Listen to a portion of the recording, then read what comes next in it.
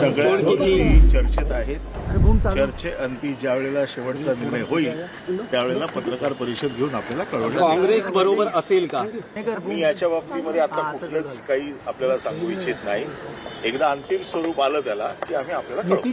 या सगळ्याचा जोपर्यंत अंतिम निर्णय होत नाही तोपर्यंत ह्या सगळ्या गोष्टी चर्चेत जेव्हा असतात तेव्हा चर्चा सांगितली जात नाही, निर्णय सांगितले जातात. बघा, असं आहे की महाविकास आघाडी आहे.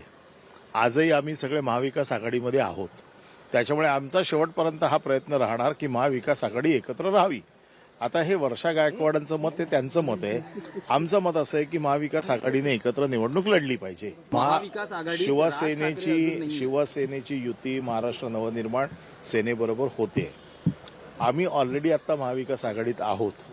आमची ही इच्छा आहे की महाविकास आघाडी अभेद्य राहावी. आता यामध्ये काँग्रेस काय निर्णय घेते हा त्यांच्या पक्षाचा निर्णय आहे. आमची इच्छा आजही अशी आहे.